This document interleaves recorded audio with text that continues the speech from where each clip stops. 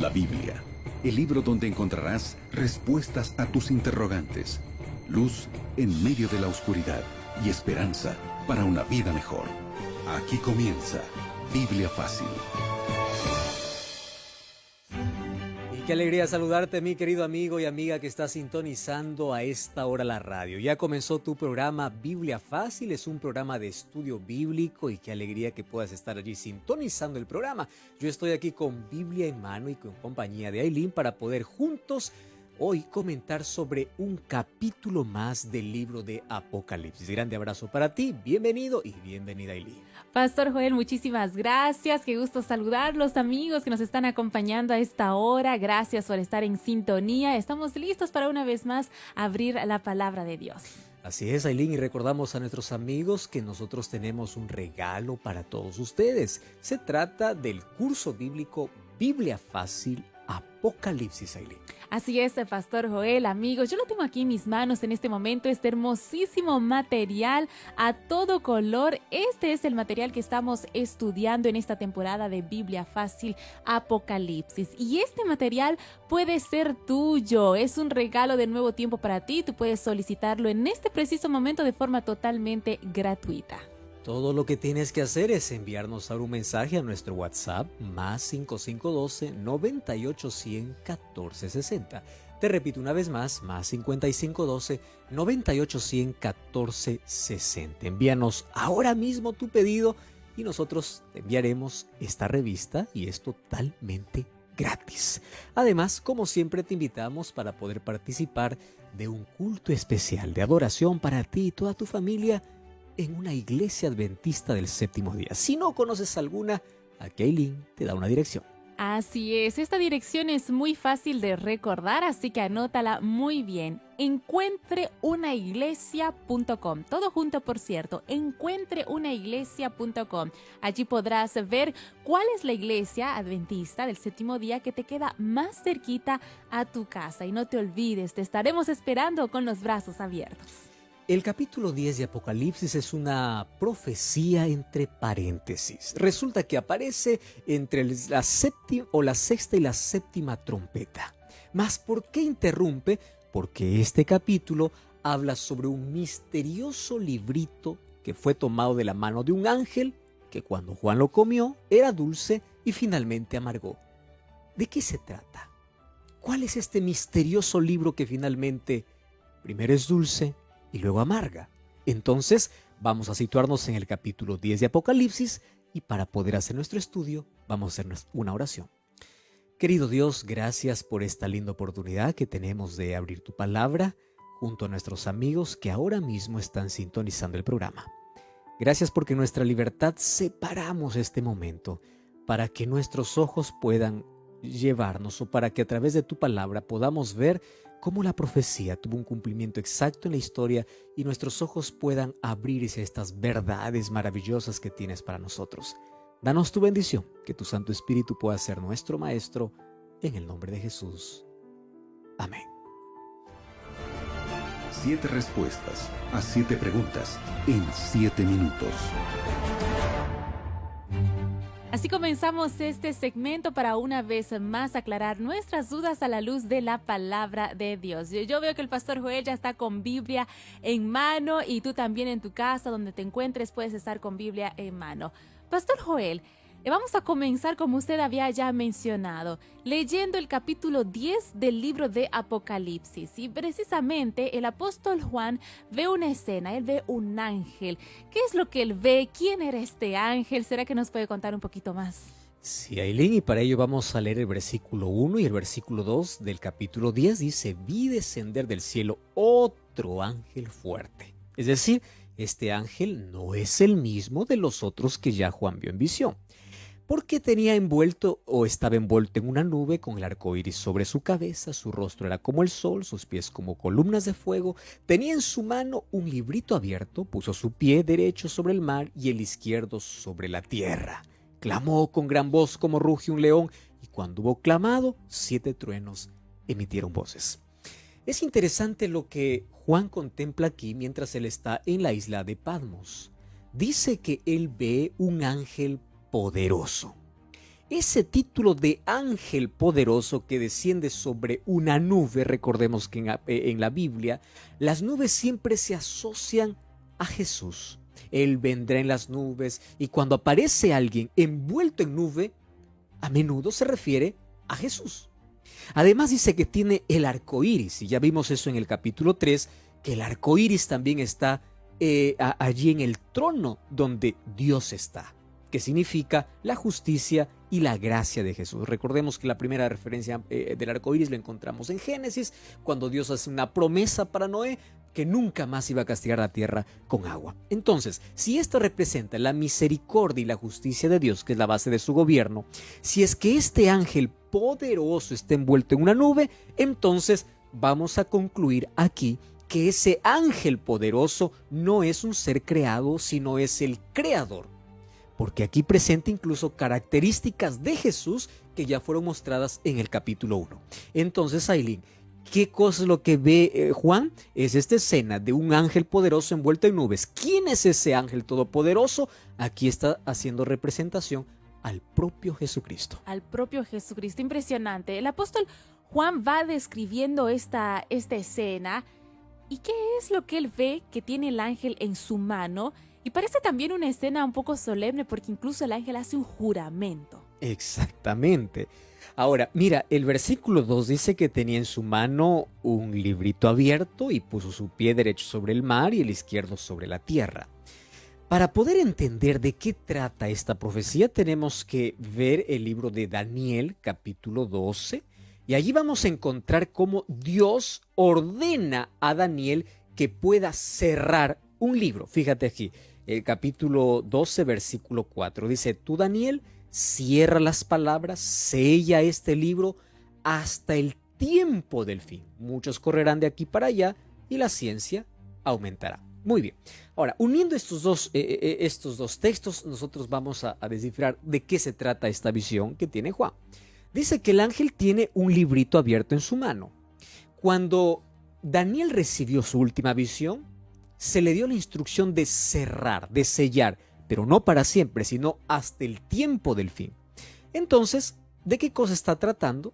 Esa profecía sellada hasta el tiempo del fin hacía referencia a las 2300 tardes y mañanas registrados donde en el libro de Daniel, capítulo 8, versículo 14, algunas porciones de esa profecía iban a ser cerradas hasta el tiempo del fin.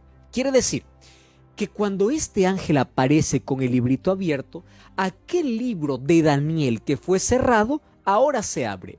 Abrir el libro significa que ahora está disponible para la comprensión y el entendimiento de las personas, de toda la humanidad. Recuerda que Daniel no comprendió toda la profecía en su plenitud. De las 2300 tardes y mañanas en el capítulo 8, apenas comprende las 70 primeras semanas que eran para el pueblo judío. Entonces, el librito que tiene este ángel en la mano es el libro de Daniel, que en el siglo 6 a.C. fue cerrado, mas en el tiempo del fin sería abierto. ¿Cuándo es el tiempo del fin? La Biblia registra que el tiempo del fin comienza después de la persecución. ¿Recuerdas tú que en el año 538 el sistema papal, después de destruir a la última tribu arriana, él ejerció todo su poder por 1260 años? Lo conocemos en la historia como la Edad Media o la Edad Oscura. Durante ese tiempo de supremacía hubieron tinieblas morales y espirituales sobre la tierra, hasta que llegó el año de 1798. En plena Revolución Francesa, el Papa Pío VI fue encarcelado, quitándole todos sus derechos y quitándole el poder allí por Berthier, que fue comandado allí también por el general Berthier, que fue quien encarceló al Papa, comandado o encomendado por Napoleón Bonaparte. Entonces, de acuerdo a la profecía de Daniel, ese libro cerrado en el tiempo del fin se abre. ¿Cuándo es el tiempo del fin? Después de esa etapa de persecución, que cuando terminó en 1798. Quiere decir que a partir de 1798 en adelante sería considerado el tiempo del fin. ¿Y qué sucedería? A partir de allí el libro de Daniel se abriría. Abrirse significa que vendría a la comprensión de toda la humanidad. Pastor Joel, es impresionante ver cómo cada uno de estos símbolos tienen un significado, incluso podemos ir viéndolos a lo largo de la historia, vamos viendo el cumplimiento de estas profecías. Ahora, en medio de esta escena que está viendo el apóstol Juan, él recibe una orden, ¿no es así? Así es, y el versículo 5 dice: el ángel que vi sobre el mar y sobre la tierra levantó su mano hacia el cielo, juró por el que vive por los siglos de los siglos, que creó el cielo y las cosas que están en él, y la tierra y las cosas que están en ella, y el mar y las cosas que están en él, que el tiempo no sería más. Wow, aquí él hace un juramento. Y bueno, en el versículo 8 dice: y oí una voz del cielo que habló otra vez conmigo y diciendo: ve, tome el librito que está abierto de la mano de ángel que está sobre el mar y sobre la tierra. Fui, tomé el libro y me dijo: cómelo, te amargará el vientre, pero en tu boca será dulce como la miel.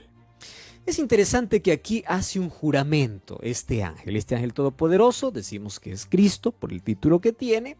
Cuando él hace un juramento, él está haciendo un juramento por sí mismo, y cuando dice no hay más tiempo, no está refiriéndose que el tiempo sobre la tierra terminó, sino el tiempo sobre la profecía de Daniel 8 que llegó a su momento de cumplirse. Es decir, no hay más tiempo, hasta aquí llegó el tiempo. ¿De qué? De la profecía de las 2300 tardes y mañanas. Ahora, este ángel que tiene un pie sobre el mar y el otro sobre la tierra, esto significa que el mensaje que tendría este ángel sería para toda la humanidad. Recordemos que mar significa gente y tierra significa desierto o la parte no habitada. Entonces, el mensaje de Daniel llegaría a todos los habitantes de la tierra y a todo el mundo.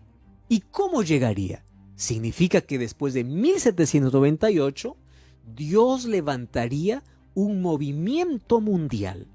Y a través de ese movimiento se predicaría las profecías contenidas en Daniel y en el libro de Apocalipsis. Por eso es que dice que su pie estaba sobre el mar y sobre la tierra. Es decir, Dios levantaría un pueblo para poder proclamar estas verdades. Pastor Joel, vamos entonces entendiendo todos estos simbolismos y queremos saber qué es lo que el ángel dijo que iba a suceder después de que el apóstol Juan comience este librito.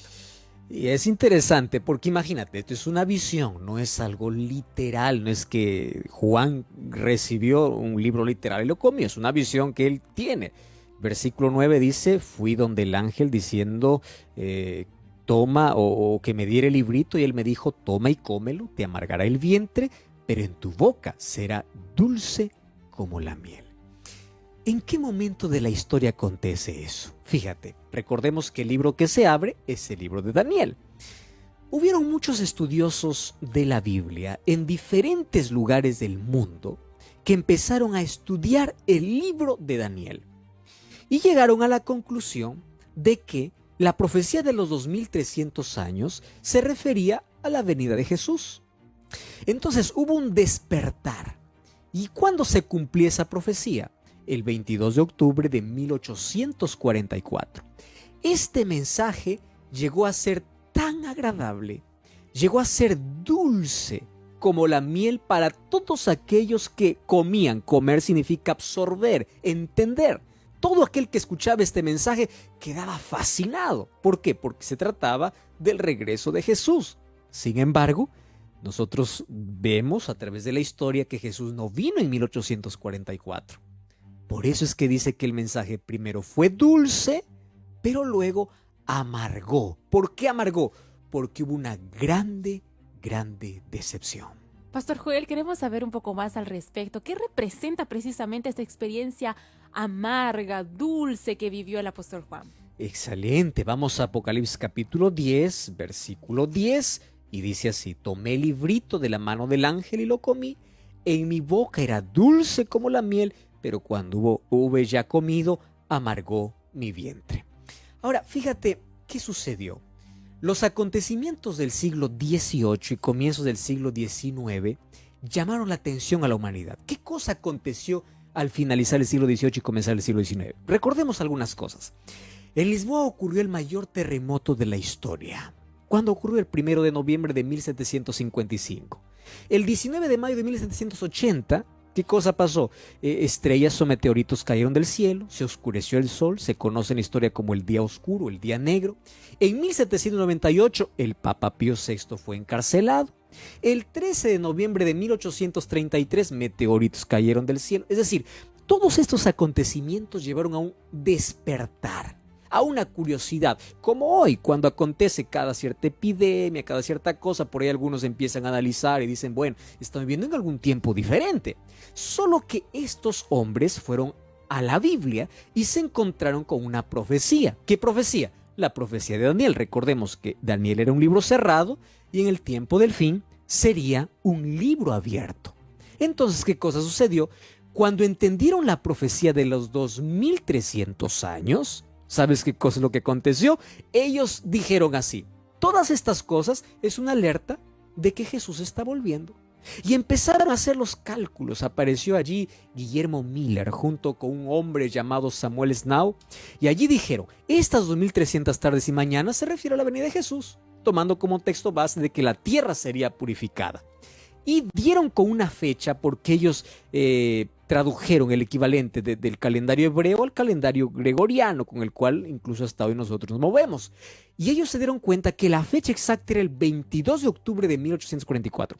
Y ese mensaje fue dulce, porque todas las personas que escuchaban este mensaje se emocionaban. Cristo está volviendo, Cristo está regresando. Pero ¿qué cosa es lo que pasó? Amargó.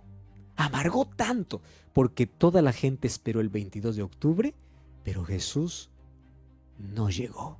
Por eso es que al comienzo fue dulce y finalmente fue muy amargo. Pastor Joel, entonces queremos saber qué nos dice la Biblia, por supuesto, al respecto. Y según la profecía, ¿cuándo debería ser purificado el santuario celestial? Correcto, tenemos que comprender eso porque era eso el problema por el cual el librito fue dulce y luego amargó. ¿Por qué? Porque ellos interpretaron la profecía fuera de un contexto. ¿Y cómo? Daniel 8:14 habla de que el santuario celestial tendría que ser purificado. Ojo, no estamos hablando del santuario eternal, porque el santuario eternal fue totalmente destruido en el año 70 por el general Tito y en el Imperio Romano. Entonces, el santuario que tendría que ser purificado sería el santuario celestial. ¿Cómo llegamos a esta comprensión? Para poder entender cómo se purifica y cuándo se purifica el santuario celestial, tenemos que entender Daniel capítulo 9. Y el punto base es entender las 70 semanas que el ángel Gabriel enseña allá a Daniel. Y yo te voy a invitar que tú puedas buscar allí en YouTube la temporada de Biblia Fácil Daniel, porque allí nosotros explicamos con detalles qué cosa es lo que ocurrió durante estos 2300 años. Más hoy te voy a hacer un resumen apenas. ¿Qué sucede? Las 70 semanas que eran cortadas de los 2300 años tenían un origen o un comienzo que era el año 457, cuando Artajerjes da la orden para restaurar los muros de Jerusalén. Allí comenzaba la profecía de las 70 semanas, que equivale a 490 años, porque en profecía un día es igual a un año. Y en ese mismo momento comenzaba la profecía más grande de la historia, que era de los 2300 tardes y mañanas, porque recuerda que los 490 años o 70 semanas eran parte de las 2300 tardes y mañanas. Muy bien, si esto comienza en el año 457 y las 70 semanas terminan en el año 34 de nuestra era con la muerte de Esteban, entonces es fácil llegar a la conclusión cuándo va a ser purificado el santuario celestial. ¿Cómo hacemos este cálculo? Muy bien, nosotros vamos a hacer una suma y una resta. De los 2300 años restamos 490 años, ¿correcto? Y si tú restas 2300 menos 490, ¿cuál es la diferencia? 1810. Muy bien, la pregunta entonces aquí hacemos. ¿Cuándo terminaron los 490 años? En el año 34, con la muerte de Esteban. ¿Cuánto tiempo faltaba para que se purifique el santuario? 1810. Entonces sumamos 34 más 1810, ¿cuánto nos da? 1844.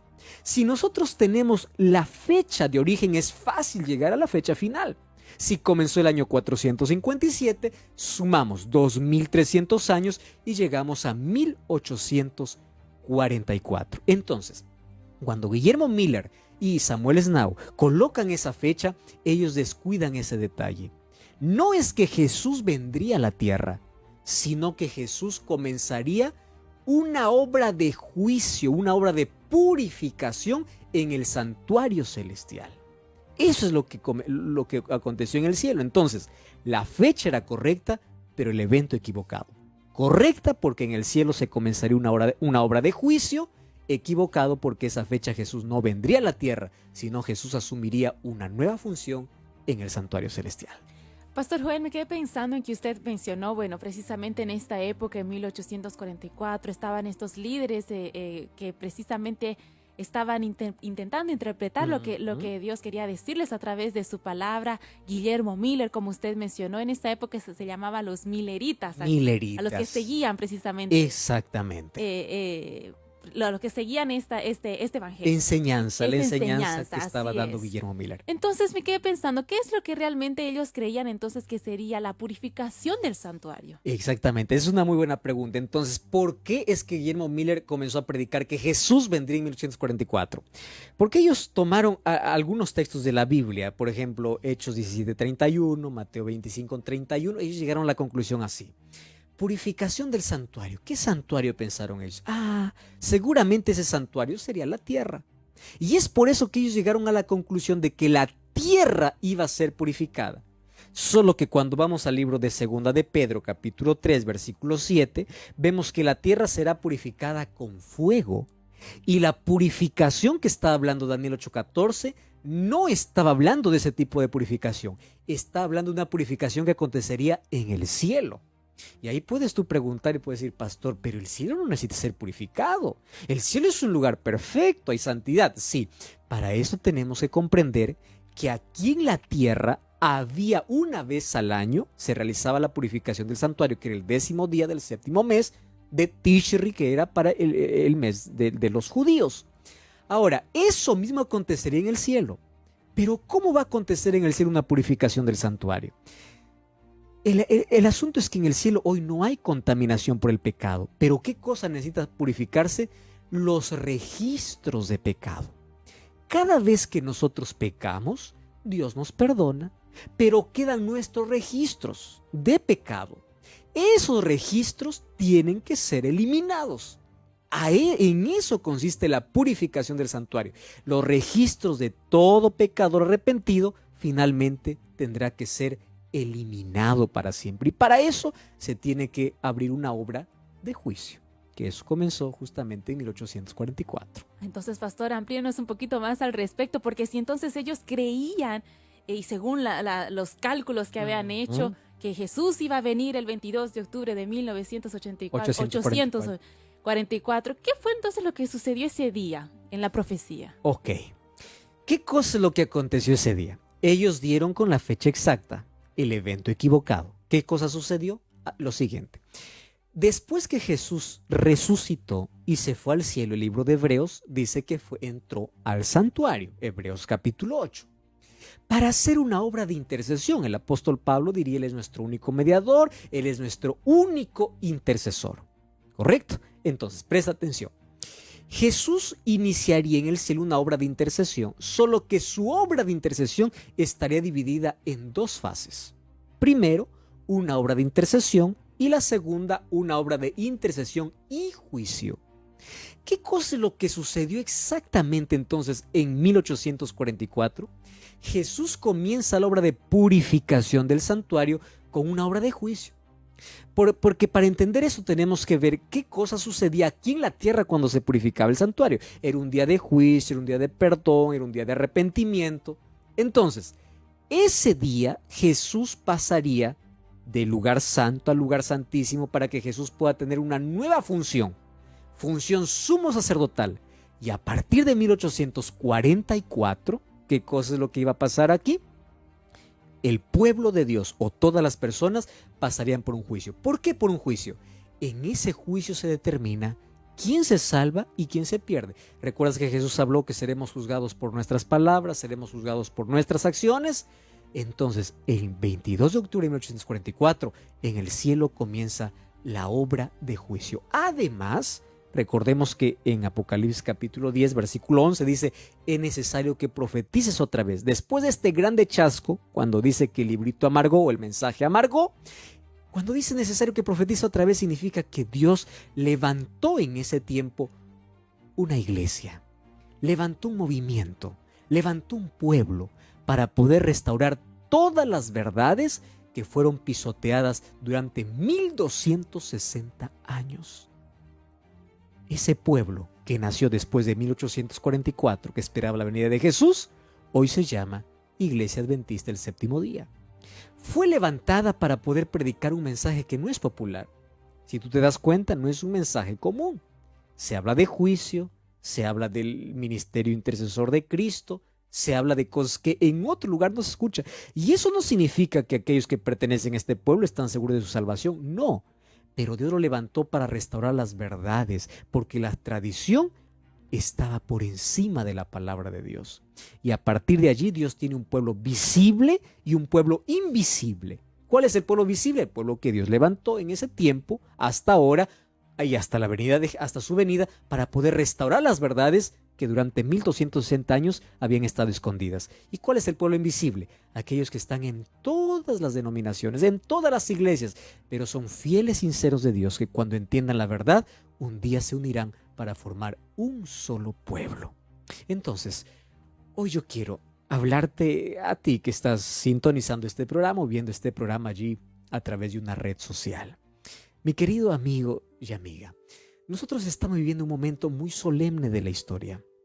El capítulo 10 de Apocalipsis nos habla de que en el cielo comenzó un juicio. Y cuando comenzó un juicio en el cielo, Dios levantó un pueblo en la tierra para restaurar las verdades que fueron pisoteadas por 1260 años.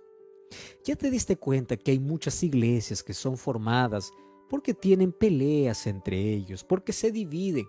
Mas este pueblo, que esta iglesia que Dios levantó, que al comienzo se llamó la iglesia del advenimiento, porque comenzó creyendo en la segunda venida de Jesús, Dios lo levantó con un propósito.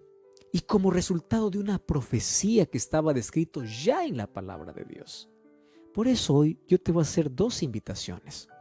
En primer lugar, yo te invito para que todos los días tú puedas hacer de Jesús tu intercesor, tu salvador, tu abogado, porque el juicio no es mala noticia para aquellos que creen en Jesús. Es buena noticia porque será a favor de los creyentes. Pero también te invito a formar parte de un pueblo que nació como resultado de una profecía que está en Apocalipsis capítulo 10. Entonces, después que ese chasco aconteció, hubieron tres grupos de personas. El primer grupo continuó inventando fechas. El segundo grupo no quiso saber nada más acerca de la venida de Jesús.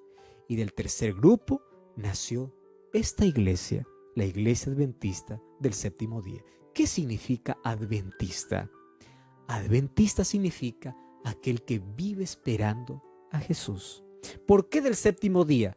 Porque tiene que restaurar verdades que con el tiempo fueron olvidadas. ¿Por qué séptimo día? Porque la verdad más olvidada de la ley de Dios es el sábado. Entonces ya sabes lo que aconteció. Por eso hoy te invito a tomar una decisión para que puedas unirte a este pueblo, como también que puedas aceptar a Jesús como tu abogado y tu intercesor. Yo te invito para que puedas asistir a una iglesia adventista y conocer más sobre este tema. Mas hoy queremos entregar nuestro corazón a Jesús y queremos que Él sea nuestro abogado e intercesor. Cierra tus ojos donde estábamos a orar. Querido Dios, gracias porque tu palabra se muestra de una manera clara para nosotros y a través de la profecía comprendemos todo lo que acontecería en el cielo y lo que sucedió aquí en la tierra. Hoy nuestra decisión es formar parte de un pueblo profético, como también hacer de Jesús nuestro único intercesor, nuestro único mediador, para que en este juicio el resultado sea favorable, sea a nuestro favor. Bendice a las personas que están escuchando este programa y tomando esta decisión. En el nombre de Jesús. Amén. Amigos, y es con el corazón lleno de esperanza que llegamos al final de nuestro programa. Pastor Joel. Así es, Ailín, y como siempre te invitamos para que puedas acompañarnos en el próximo programa aquí en Biblia Fácil. Que Dios te bendiga. Un grande abrazo. Así concluimos. Biblia Fácil. Continúa en sintonía de Radio Nuevo Tiempo, la voz de la esperanza.